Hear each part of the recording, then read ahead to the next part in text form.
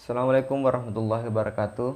Pada kesempatan kali ini, izinkan saya untuk menjelaskan sedikit tentang dua yang harus dimiliki RBW agar bisa berkembang dan bersaing dengan RBW tetangga. Namun sebelum lanjut, bagi teman-teman yang baru menemukan channel ini, silahkan dulu di subscribe agar channel ini bisa berkembang dan saya lebih semangat untuk membagikan ilmu-ilmu tentang dunia perwaletan. Oke, terima kasih bagi teman-teman yang sudah mensubscribe.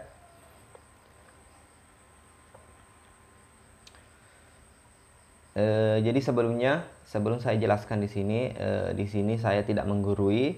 Di sini saya hanya sharing-sharing pengalaman saya tentang apa yang saya alami dalam berbudidaya burung walet.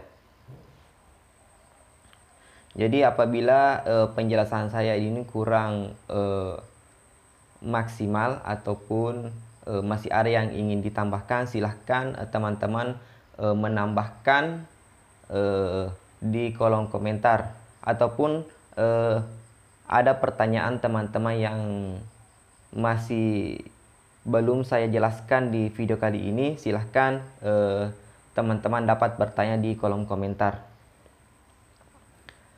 Oke, kita mulai videonya. Jadi ada dua yang harus dimiliki RBW. Jadi dua yang harus dimiliki RBW agar dapat berkembang dan bisa bersaing dengan RBW tetangga.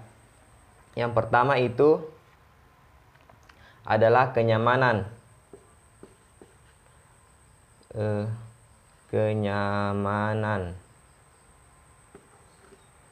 Kenyamanan di sini yaitu meliputi akses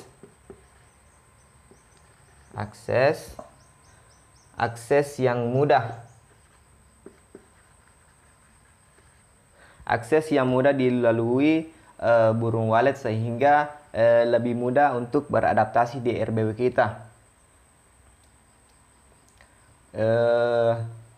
Akses di sini meliputi yang pertama itu LMB.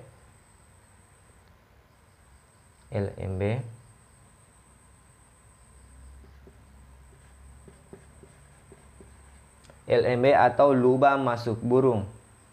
Ini adalah poin pertama yang harus dimiliki RBW agar dapat berkembang dan dapat bersaing di RBW tetangga. Jadi LMB itu harus luas. Kenapa harus luas? Di sini karena apabila LMB yang kita sediakan itu sempit, akan mempersulit burung walet, terutama burung anakan, untuk beradaptasi di RBW kita. Ukuran LMB yang standar minimal 40 kali 60 cm. Ini adalah ukuran LMB yang standar yang harus dimiliki oleh RBW, dan usahakan LMB atau lubang masuk burung di sini usahakan cuma satu. Jangan gunakan LMB 2. Kenapa saya larang? Karena apabila kita gunakan 2 LMB itu akan mempersulit burung walet, terutama burung anakan, untuk mengakses ruang inap yang kita sediakan.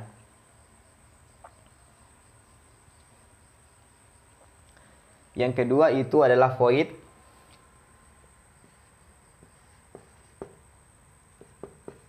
Void atau lubang terjun. Void atau lubang terjun di sini harus luas. Untuk gedung-gedung kecil diusahakan ukuran void yaitu 2 meter kali 3. Ini adalah ukuran standar untuk gedung-gedung kecil. Dan untuk gedung-gedung besar nanti akan menyesuaikan dengan berapa luas yang ada pada bangunan gedung-gedung itu. Dan yang ketiga,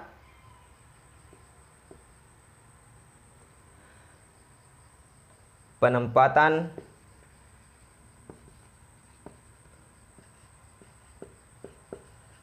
Twitter tarik. Penempatan Twitter tarik yang pas. Penempatan Twitter tarik di sini harus betul-betul pas, karena apabila Twitter tarik yang kita sediakan terlalu banyak ataupun arah Twitter tarik yang kita pasang tidak sesuai dengan standar, maka itu akan mempersulit ataupun membingungkan burung walet yang sedang beradaptasi.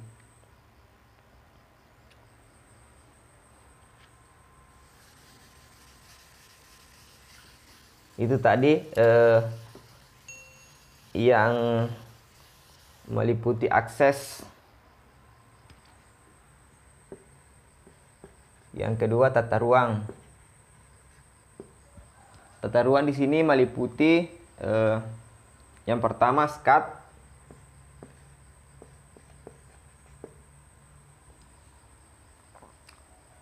SCAD di sini termasuk juga LAR.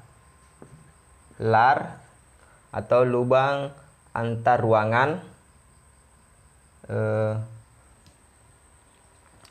Untuk SCAD di sini terbagi menjadi dua, ada SCAD full dan ada SCAD gantung. Yang kedua, Twitter inap. Adapun untuk pemasangan Twitter inap, sebenarnya tidak ada patokan untuk berapa jumlah Twitter yang kita gunakan, tetapi diusahakan untuk pemasangan Twitter inap diusahakan bunyi yang dihasilkan di ruang inap harus merata agar walet yang beradaptasi merasa senang dan nyaman apabila masuk ke ruang inap yang kita sediakan. Dan usahakan juga Twitter inap jangan terlalu banyak ya. Yang ketiga, ini dari tata ruang ya. Suhu dan kelembapan. Jadi untuk suhu mungkin teman-teman sudah banyak yang tahu berapa suhu dan kelembapan yang harus dicapai untuk membuat burung walet merasa nyaman untuk menginap di RBW kita. Jadi untuk suhu sekitar 27 sampai 29 derajat Celcius dan kelembapan 80 sampai 90%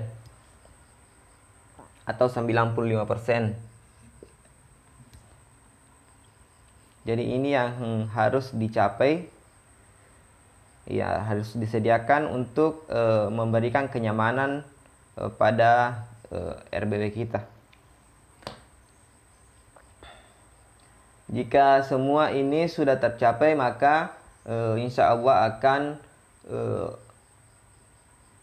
RBW kita akan bisa bersaing dan berkembang dengan RBW tetangga.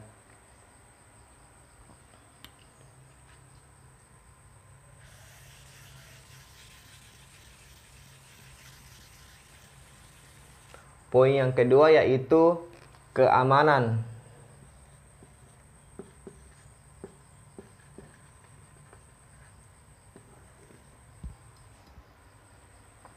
Selain kenyamanan, poin yang harus dimiliki RBW agar bisa berkembang dan bersaing dengan RBW tetangga yaitu keamanan. Keamanan yang pertama itu harus terbebas dari hama dan predator. Hama dan predator ini berupa tikus, ular, biawak, semut, kecoa, burung hantu, tokek. Dari semua itu usahakan RBW kita harus terbebas dari hama-hama yang saya sebutkan tadi. Yang kedua, poin yang kedua yang bisa mengganggu keamanan dari burung walet yaitu pemilik gedung. Pemilik gedung yang sering masuk.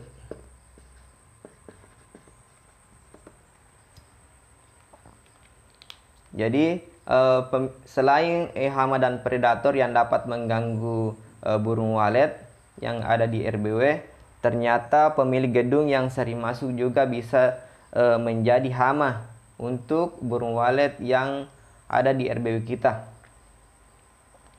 Jadi untuk pengontrolan sebenarnya cukup 3 bulan sekali. 3 bulan sekali masuk untuk mengontrol apa saja kekurangan dari RBW kita. Apakah Twitter yang kita pasang masih bunyi atau tidak. Jadi itulah gunanya mengontrol ataupun